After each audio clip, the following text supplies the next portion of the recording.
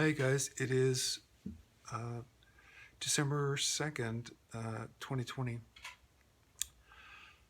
I know I've been sort of trying to give everybody hints on social media. I've been dropping sort of statistics and little articles and things like that, trying to help people wake up to realize that I'm gonna just be straight out with it, you guys, as much as I can. Is we're being played. There's uh, there's basically what's happening is we're going through a psychological war game that the United Nations and a lot of countries are signed up for this to see basically to see how this plays out, to see how many people fall for this. It's um, it's a hyped up, as we all kind of slowly start figuring this out when you do a little bit of research.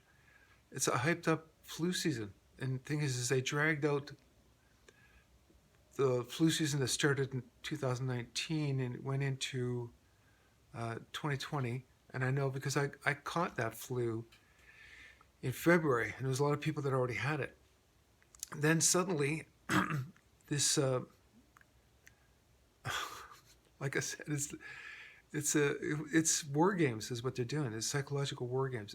Then suddenly there's this disease that popped up out of nowhere in China, and then went to Europe, and then went to the Americas, and they were saying, "Oh, this right away." I mean, because the media is in on it for sure, because that this part of the war games. They have to be able to um, tell everybody, it's stir it all up. They have to stir up all the fear through the media, and play along with it, and so they're in on this operation, and they've been hyping it up from just pretty much from day one, calling it a pandemic. Remember that way?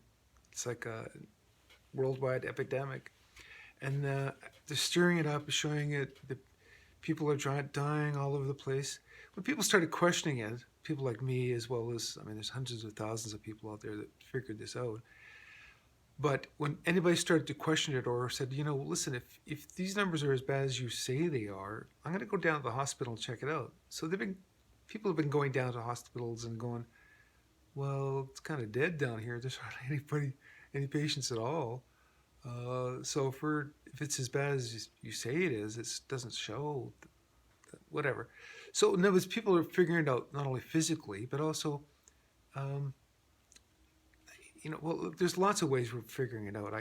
I'm trying to make this video short, but the whole point is this is a psyop that we're unwittingly being involved in, because of course they can't give us heads up on it. When you want to get some real stats, you want to get some statistics on how many people will fall for this, number one, and then how many people, how long will they fall for it? How long will it, they comply, and will they comply with rules and mandates and things like that? So they're all taking notes. These countries that are in on this, and as you can tell, there's some governments that don't want to play along with this too. But but it's meant to see how far they can go with it. And by the time summer came along, as we all know, people started realizing, well, hardly anybody's got it anymore. It's kind of fading away. We've flattened the curve, type of thing. So then they started hyping it up with, well, maybe you have it and you don't even know it, games.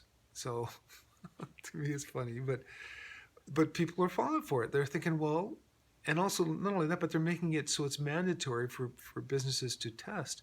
So anyway, they started this giant, huge testing program to test to see if you even have it. You don't have the symptoms, you don't feel sick, but you might even have it. So okay, a lot of people fell for it, and now we're in a situation where they're testing so much. Although, again, if you do a little bit of research, you'll realize that those numbers out of the hundreds of people they test, let's say even hypothetically, because they want to keep those numbers way up as high as possible, is let's say 80% of those people test positive, but then 6 weeks later they go, oh, or even just a week later they'll realize, oh, it was a false positive. They don't tell you that out of those 80%, only maybe 5% of people tested positive in reality, and sure enough, they don't tell you what it tested for. They'll just put it under the same category as usual. Someone tested positive for, they had a cold or some sort of flu symptoms or whatever. No, it's just not 100%. And just do some research, you guys. So now they carried that going because they thought, how far can we just keep this ball in the air? And then they thought, well, if we keep it going long enough, maybe we could push it as far as the second flu season, which starts in the fall and the wintertime and by the end of this year. And that's where we're at now. So if you go back and you start doing some number crunching, you start realizing, well, wait a minute, all the people that have got sick and died from this, I don't want to say it because this video will be taken down, but from this flu season, this overhyped flu season, is the same amount that people have died in previous years. It's a regular, but before we'd never experienced a flu season in real time before. This time they were like super playing us up, and as silly as this might seem, but there's a lot of gullible, naive, ignorant people out there that never thought that people died of a cold or the flu before. So now that they're told people are dying of it, suddenly it's like, oh my God, someone actually dying of the cold? And then again, it's all about keeping this fear ball in the air, and they're just seeing how far they can go with this. So what I'm trying to tell you guys is, first of all, stop falling for it, because the emperor doesn't have new clothes, and we're being punked, and no matter what I say, if I try to give you guys hints or statistics on posting on social media, nobody seems to kind of want to do their own research. That we're all just like George Orwell's 1984 scenario. We're all glued to the TV, and we're willing to believe whatever they say, no matter what, and we keep falling for that. If you guys realize, again, just do a little bit of research, you'll find out that the media is not responsible for doing responsible journalism anymore. That has changed over the last few decades.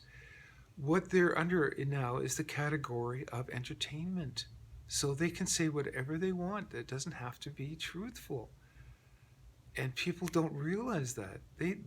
We're from the old school going, well, if it was printed in the newspaper, it's obviously true. And if it's on the TV and my reliable news guy, which I always believe in, if he said it's true, then it's true. But it's not, is what I'm trying to say. You guys, you got to wake up to that. All the big media corporations are out there are run by 6 companies, and they're all in on this psyop. This is a psychological operation. It's war games. They're playing this scenario out, and we're just watching people fall for it. And I don't want to be the one to try to keep waking you guys up, but I just get so frustrated because I'm out here trying to just live my life normally, and everybody around me is just freaking out and affecting everybody, and closing businesses and losing their livelihood and whatever. So if you guys can just don't take my word for it, just do a little bit of research, and you'll find that this isn't as bad as they're telling you it is. Let me put it that way. So don't be so fearful. Let's try to have a good Christmas. Let's try to shake this off. Give your head a shake and just go, okay, enough is enough.